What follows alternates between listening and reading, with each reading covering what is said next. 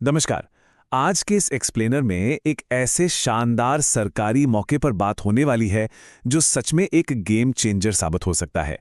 आज हम भारत सरकार के एक बेहद प्रतिष्ठित mini Ratna one public sector undertaking की नई रिक्रूटमेंट ड्राइव का पूरा कच्चा चिट्ठा खोलने वाले हैं। तो चलिए, बिना किसी देरी के बामर लॉरी एग्जीक्यूटिव ट्रेनी रिक्रूटमेंट 2026 के हर एक पहलू को गहराई से समझते हैं। जरा सोचिए, 1 साल की कड़ी ट्रेनिंग और उसके ठीक बाद सीधे E1 ग्रेड में एंट्री। 1,40,000 रुपए तक का ये टॉप पे स्केल, ये सिर्फ एक जॉब नहीं है बल्कि एक बेहद सुरक्षित और फाइनेंशियली स्ट्रॉन्ग करियर की सॉलिड शुरुआत है। आज के इस सेशन का एजेंडा बिल्कुल क्लियर है।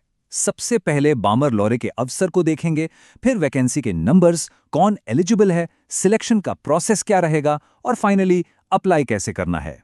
तो चलिए सबसे पहले बात करते हैं सेक्शन 1 की, द बामर लॉरी अपॉर्चुनिटी। ये कोई आम कंपनी नहीं है, इसके पास 160 सालों की एक बहुत ही रिच लिगेसी है।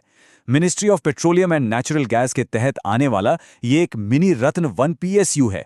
लॉजिस्टिक्स हो, केमिकल्स हो या कोल्ड चेन, इसका बिजनेस इतना डाइवर्सिफाइड है कि यहाँ ग्रोथ और स्टेबिलिटी की पक्की गारंटी मिलती है। अब सीधे नंबर्स पर आते हैं। Section 2, vacancy by the numbers.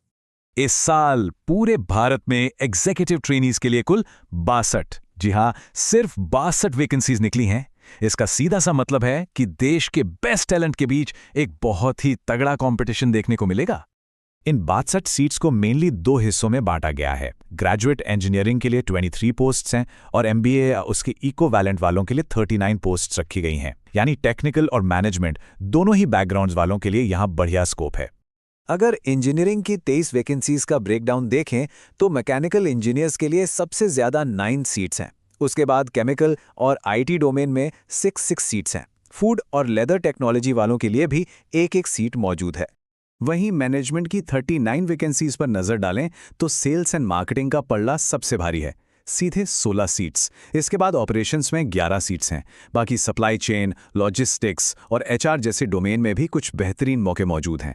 अब आता है सबसे जरूरी सवाल, सेक्शन 3, हु इज एलिजिबल, यानी अप्लाई करने के लिए क्या शर्तें हैं। एलिजिबिलिटी रूल्स एकदम स्ट्रिक्ट हैं।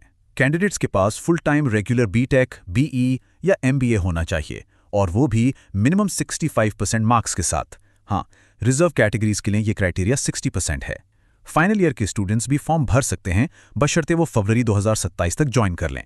लेकिन ध्यान रहे, ओपन या डिस्टेंस लर्निंग वाली डिग्री यहां बिल्कुल एक्सेप्ट नहीं होगी। एज लिमिट को भी देख लेते हैं। 9 जून 2026 तक इंजीनियरिंग वालों के लिए मैक्सिमम एज 25 साल और MBA वालों के लिए 27 साल तय की गई हैं। हालांकि गवर्नमेंट रूल्स के हिसाब से SC, ST, OBC और PWBD कैंडिडेट्स को तय रिलैक्सेशन जरूर मिलेगा। आगे बढ़ते हैं सेक्शन 4 पर, द सिलेक्शन प्रोसेस। आखिर ये जॉब मिलेगी कैसे? तो ये पूरा सफर 5 स्टेप्स में बटा है। सबसे पहले होगा एक कंप्यूटर बेस्ड टेस्ट यानी CBT। इसे पास करने वालों का डॉक्यूमेंट वेरिफिकेशन होगा। उसके बाद शायद एक ग्रुप डिस्कशन हो और फिर आएगा main hurdle, personal interview. Last में एक मेडिकल टेस्ट क्लियर करना होगा।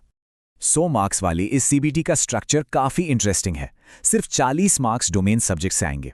बाकी के 60 मार्क्स का एक बड़ा हिस्सा एप्टीट्यूड, रीजनिंग और इंग्लिश पे बेस्ड होगा। मतलब टेक्निकल नॉलेज से ज्यादा लॉजिकल स्किल्स की टेस्टिंग है। और हाँ, हर गलत जवाब पर 1/4 नेगेटिव मार्किंग भी है, तो तुक्के बिल्कुल नहीं चलेंगे। अब इस फाइनल मेरिट के वेटेज को देखिए।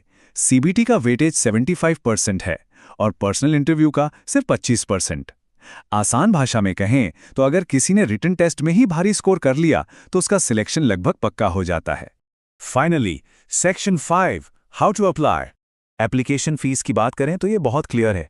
जनरल, EWS और OBC के लिए 500 रुपए की नॉन रिफंडेबल फीस है, लेकिन SC, ST, PWD और एक्स सर्विसमैन के लिए ये फॉर्म बिल्कुल फ्री है।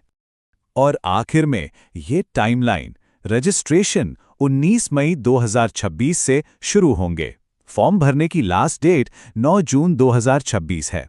लास्ट मिनट के सर्वर क्रैश या पेमेंट फेलियर से बचना है तो शुरुआत में ही अप्लाई कर देना सबसे समझदारी का काम होगा। तो ये था इस शानदार रिक्रूटमेंट ड्राइव का पूरा एनालिसिस। मौका बड़ा है, इसलिए तैयारी अभी से शुरू कर देनी चाहिए। The full notification link is available in the description.